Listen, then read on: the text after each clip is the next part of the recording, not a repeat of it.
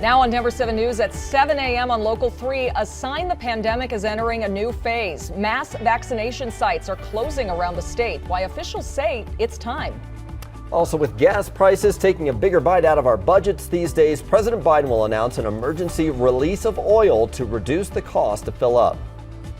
And representing her country on the big stage, we'll introduce you to a Ukrainian musician here in Denver, sharing Ukraine's culture with the world. She and the beautiful Ukrainian instrument they're about to perform at the Grammys. Wow. We'll have that inspiring story just ahead. Thanks for joining us. I'm Brian Sanders. And I'm Nicole Brady. Meteorologist Lisa Hidalgo is here with a look outside. And we're going to get a little bit of a warm up finally, Lisa. It'll be nice. Yeah, temperatures should be right around 60 degrees this afternoon. So it is going to be a pleasant day, a good 30 degrees above where we are right now. It's beautiful. Lots of sunshine out there. Skies really cleared out overnight. Winds have shifted out of the southwest. So it's going to be a much warmer, calmer, drier afternoon with a lot of sunshine. We'll be at right around 60 degrees by the time your kids get off the bus this afternoon. Beautiful outdoor weather for those on spring break. DPS, you've got a great day for it. Erie, 63, Boulder, 61. And in Highlands Ranch this afternoon, a high of 62. 40s and even a few 50s as you head farther west today. Skies are pretty clear right now. We'll start to see a little increase in cloud cover in the mountains later today. Tonight, the high country is going to pick up some snow, and we may see a few showers here. So that weak front will roll through tonight. I'll show you how that's going to impact our Friday numbers or temperatures, Jason, coming up. And everything looks really dry. We're looking at a very quiet morning commute. I am not seeing any big significant problems. Now, they did say there was a report of some debris that was on I-25 going down to 84th Avenue from the camera over by the Thornton Parkway. I need to get some coffee or something to that camera. It's a little blurry. The southbound side is running, you can see, a little bit heavy down to 84th Avenue. Those drive times very typical for us, including on I-76. But I have not seen a lot of problems with that debris. We'll send Air Tracker 7 over there and see if we can get a look at it. Southbound 225 is getting busier. New crash reported over here on Hamden, right there by Tamarack. But the rest of the drive to the south side of town, nice and quiet with plenty of sunshine to deal with. Thank you, Jason. Well, you will have fewer places to get a COVID vaccine after today. The state is shutting down its mass vaccination sites, including the one at Waterworld. Denver 7's Jessica Crawford joins us live there. And Jessica, the state says this shouldn't impact access to the vaccine. That is right, Nicole. It shouldn't impact access to the vaccine because there are more than about 2,000 sites that are enrolled to give out vaccinations at various clinics across Colorado.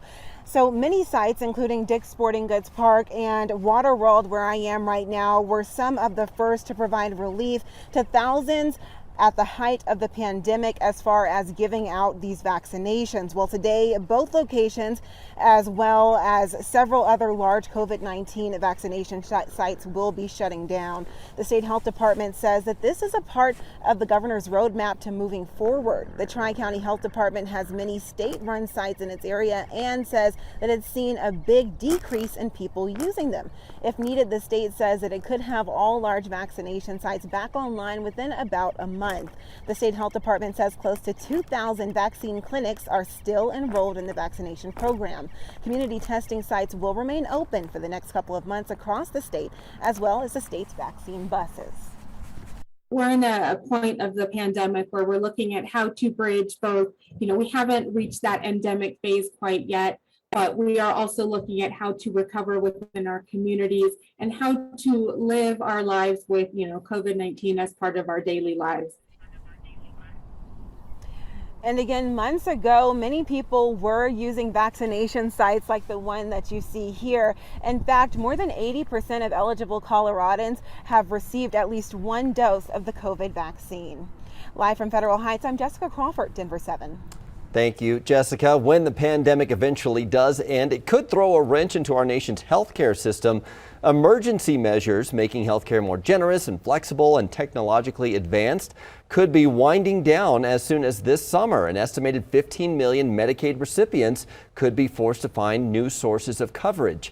Congress would also have to take action to preserve broad telehealth access for Medicare enrollees. Plus, it's unclear what will happen to the vaccines, tests, and treatments covered under emergency use authorization by the FDA. Today, CU Boulder will honor the 10 Coloradans killed in the King Soopers shooting last year. The university will dedicate a tree in the northeast corner of Farrand Field. Those who attend the ceremony are welcome to speak. They can also leave tokens or mementos in the soil. Coloradans will not be allowed to open carry at the polls. Governor Polis signed the Vote Without Fear Act into law. It prohibits openly carrying a gun within 100 feet of a voting location.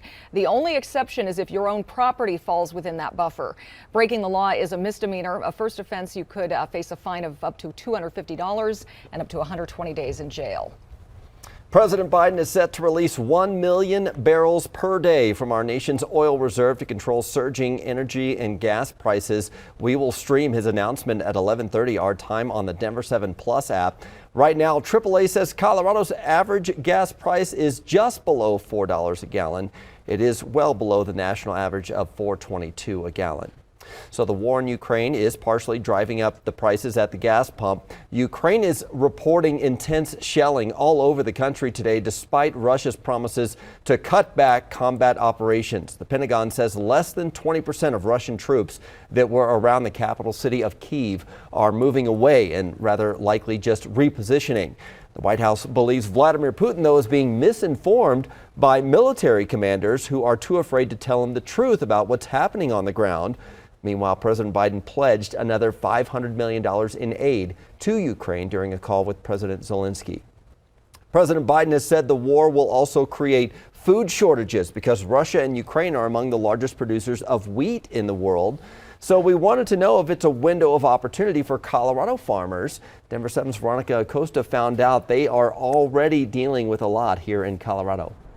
They are. Calcivic Farms over in Bennett, just one of them. The farm itself has been around for more than 100 years. And we're talking about a multi-generational farm that mostly produces wheat. So recently, that wheat commodity price, it has really rather increased. It should be really great news for these local farmers, but they are dealing with so many other barriers and hurdles that they haven't been able to reap those benefits just yet. Farmers should be dancing and celebrating, and it is a great thing.